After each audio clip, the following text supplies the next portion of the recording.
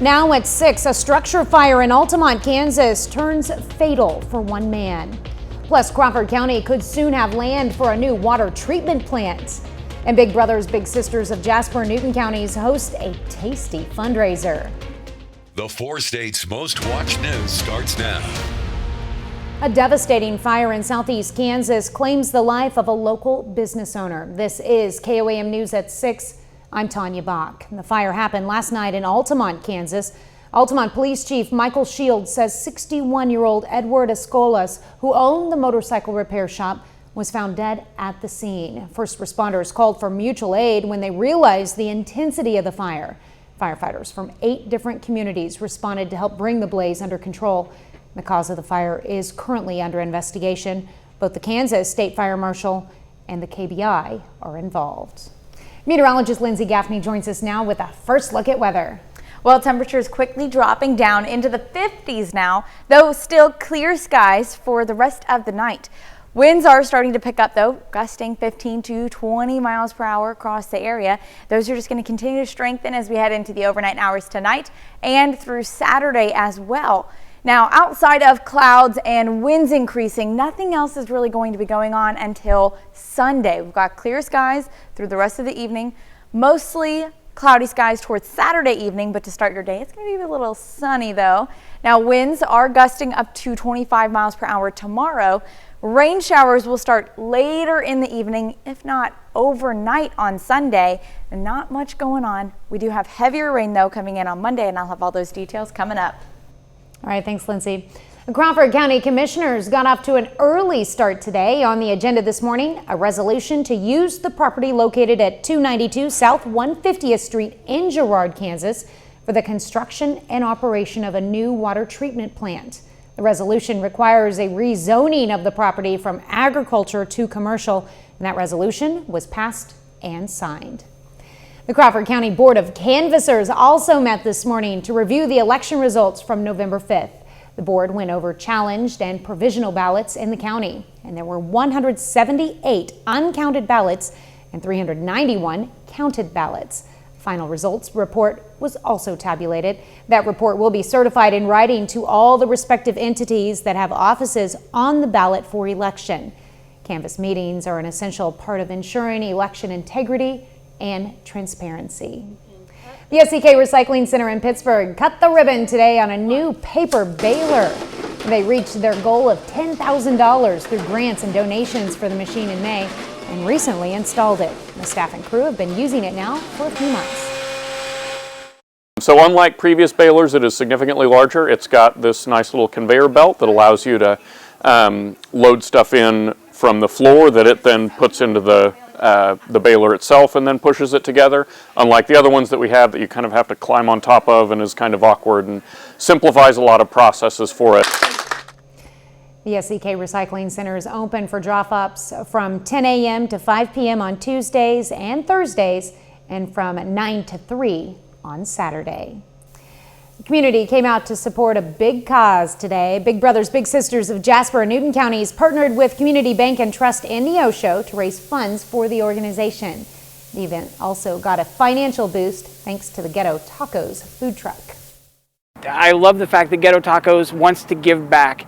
They see the value in what we do in providing those mentors for the kids in our community. In Newton County, the Missouri Department of Mental Health, their most recent student survey, 98 out of 100 kids that were surveyed said that they do not have a trusted adult to go to when they feel overwhelmed. The goal of Big Brothers Big Sisters is to create and support one-to-one mentoring relationships, positive role models, and additional adult influence in a child's life. Well, members of the Quapaw tribe gathered at Downstream Casino for the 200th anniversary of the Treaty of 1824 signing. The original treaty, which is usually stored at the Arkansas State Archives, was on display at the event. The Treaty of 1824 was a treaty between the U.S. and Quapaw that resulted in the Quapaw tribe removed from their location in Arkansas. The 200th anniversary of the signing of the treaty is a symbol of resilience and survival. Prospered, but I believe probably had we stayed on the millions of acres in Arkansas that we first initially had as our homeland, we probably would have possibly been much better off. Coming up tonight at 10, we'll have more about the event and how the treaty impacted the Quapaw Nation. Mattel immortalized a female fixture who left her mark in the ballet world. A Maria Tallchief doll was developed as part of the toy giant's ongoing Inspiring Women Barbie series. Tallchief, a Native American from Oklahoma, was born in 1925. She danced in the New York City Ballet and performed worldwide for years. Mattel and Tallchief's daughter worked together to create the doll, which has a red dress, sheer tights, satin ribbons, and a bejeweled hairpiece. In honor of the late Tallchief, Mattel is facilitating a donation to the Center for Native American Youth. Carthage hosts Webb City for a division championship in the game of the week. John Dales is there live, coming up later in sports. But up first, firearm owners in Missouri lock and load with the start of deer season.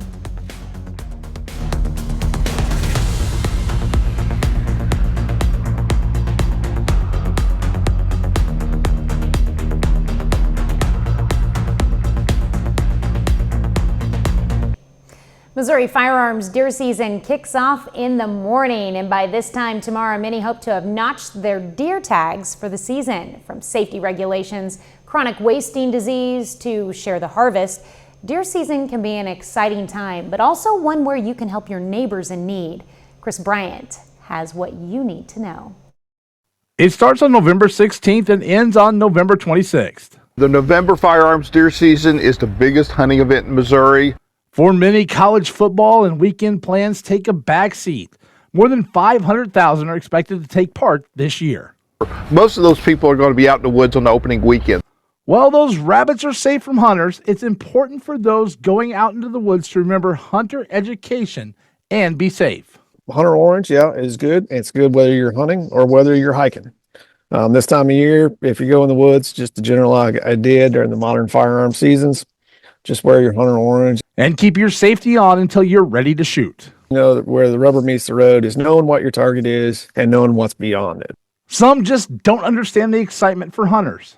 Deer hunting in Missouri is a big deal culturally. You're talking people who have hunted with their parents, generations of hunting. And having access to meat. It's a big deal from the food aspect. You can't buy venison in the store. From tall tales told around the deer camp about the one that got away. There are some people who have waited an entire year for this weekend, and it's the hunting, it's the deer camp, it's the getting together with people you haven't seen maybe since last year. Some choose to share the harvest. So it's a great win-win program with deer hunters that they can donate the deers that they end up taking and give that to a family in need across the Ozarks. Some processors may require a processing fee when it comes to those who choose to share the harvest, so it's important to check with the processor about any fees you may be required to pay. Hunters can also help stop the spread of chronic wasting disease, or CWD. On the opening weekend of November deer season, if you harvest a deer in one of the 43 counties of Missouri where mandatory sample collection is going on, you have to take your deer to a site that sample is being collected. With the rules and regulations, seasoned hunters have their special spots when it comes to where to harvest their prize. And letting people know where we're at and know. And if you got a buddy you can hunt with and don't mind being not that far away, it's always good, to go hunt with a buddy if you can. No matter how, where, or who you hunt with, it is the hunter's responsibility to know the rules and laws. Stay safe and enjoy the season. A little later, another big local signing as 4 state athletes continue to take their game to the next level. John has details coming up in sports. And it's going to be a warm and windy weekend ahead, plus rain chances. I'll have those details coming up. Well, it's been a really nice couple of days. Sunny skies, temperatures a bit warmer today. Taking a look outside downtown Joplin from the Cornell Arts and Entertainment Complex. We started off the morning in the mid-30s, so it was definitely a bit colder, but we warmed up to the upper 60s to low 70s in some areas, and that trend continues Saturday and Sunday as well. Now, outside of the clouds moving in tomorrow, nothing else is really going on tonight other than winds picking up just a little bit. Now, clouds start to increase as early as about 8 a.m. We're going to see some clouds moving through. Intermittently, we will see some sunshine still because it's just partly cloudy skies for most of the day. Mostly cloudy skies as we head into Saturday evening. Now, temperatures start off in the mid to lower 40s, and then we're warming up pretty quickly yet again up into the low 60s by 11 a.m. and then our highs upper 60s to, again, low 70s. Now, those winds will start to gust tonight up to 15-20 miles per hour, and then heading into the early morning hours on Saturday about 9 a.m., gusting up to 30 miles per hour, especially out in the western counties just across the border in Kansas and Oklahoma. Stronger wind gusts over there. Out in Missouri, only about 20-22 mile per hour wind gusts. Now, winds stay in this range, 20 and 25 miles per hour through the rest of the evening on Saturday. They do pick up a little bit before dying back down on Sunday ahead of the rain. Now, after the warm front passes, this is going to be early Monday morning. Warm front passes by about 8 a.m. You can see winds gusting out of the south up to 40 miles per hour. So not only are we going to get some heavy rain with this, but we're also going to get some pretty strong wind gusts following some of those showers. So we're going to walk through the weekend real quick, talk about those clouds moving in. So got some lower level clouds pushing in early in the morning on Saturday. Again, partly cloudy skies by 11 a.m. already in the low 60s, upper 50s. So it's going to be a pretty warm day. Clouds break up, but they increase again as we head into Saturday night into Sunday morning. So this is now Sunday morning, 7 a.m., mostly overcast skies. Maybe a few showers already starting to pop up, but really most of the rain is going to be held off until Sunday evening and into Monday. So our weekend planner, we already talked about those temperatures being in the upper 60s, low 70s. Cloudy, windy day on Saturday, overcast on Sunday with those showers later in the evening. So let's talk about the storm chances that's coming in Sunday and Monday. So we already talked about the few showers that are possible earlier in the day, but really we're watching for these showers moving in after 11 p.m. There's our warm front right there, and it is more of a, west to east kind of line of showers moving straight in from the south, and that's going to be moving in early Monday morning. Again, like I said, clearing up by about 9 a.m. Doesn't take not a fast or quick turnaround, of a cold front moving in. So our low pressure system is just right to the west of us. So we've got that warm front and then the cold front right there. We're getting hit pretty hard back to back. This is more Monday afternoon around 3 p.m. Then those showers clear out by about 8 p.m. So really not a long time frame for the showers, but it does bring a drastic drop in temperatures. Low 60s Tuesday, low 50s Wednesday, Thursday, plus overnight lows at or below freezing. So it's going to be pretty chilly here next week. Yeah, we'll have to get used to turning that heater on at night. Well, mine has been running already. We warmed back up pretty quick though into the weekend. Upper 50s, low 60s yet again. It's not long lived, unfortunately. I like a little bit of a cooler day. Yeah, I'm liking how fall is stretching out. This is good. That's true. And not going straight from summer to winter. I like it. Yeah, I guess. You have to think about that. All right, thanks, Lindsay. Well, the city of Joplin announces its plan to extend its tree limb program. Joplin residents with downed limbs can drop them off at a designated site located near Bell Center Road on the west side of Schifferdecker Avenue. Now, this is a free service for Joplin residents. Through 2025, the program will be available as a monthly program. For program dates and information, just head over to our website, KOAMnewsnow.com. Still ahead, Frontenac High School softball holds a ceremony to unveil its state championship rings. Plus, Webb City and Carthage football square off in a district championship. John Dales joins us live from David Hafner Stadium. Up next.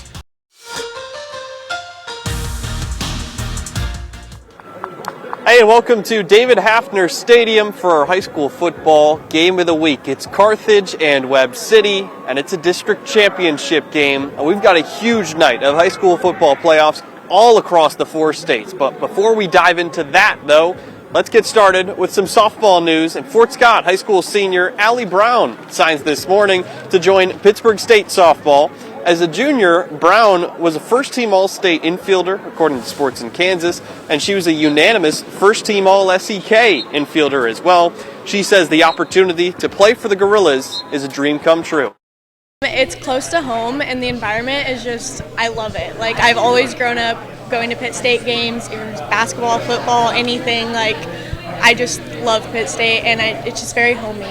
I mean, I've always had my heart set on Pitt State, so whenever they gave me like a little bit of attention, I was just like ecstatic about it. Frontenac High School softball holds a ring ceremony for its 2024 softball team, which won the Class 3A state championship back in May of this year. They also unveiled a new banner for the state champs that'll hang in the rafters of the gym.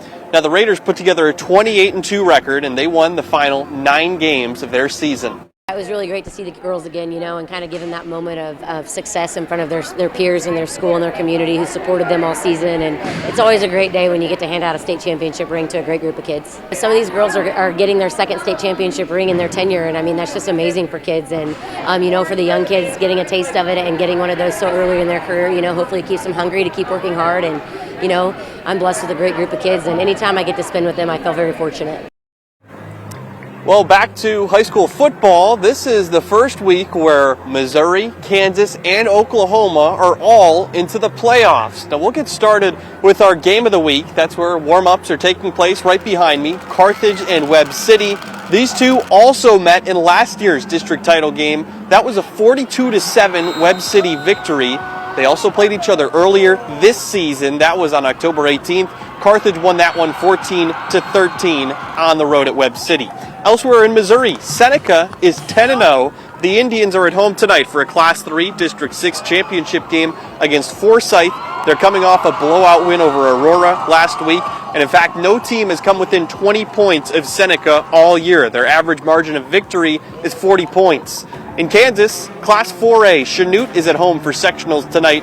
The Blue Comets host Bishop Miege, who won just one game in the regular season but has dominated each of its first 2 playoff games. Now in Class 2A, Humboldt, another undefeated team, 10-0. The Cubs, much like Seneca, who I just mentioned, they've dominated nearly everybody they've played this season. Most recently, last week, they beat Riverton 64-7 in the regional championship. Tonight they play host to 7-3 Council Grove.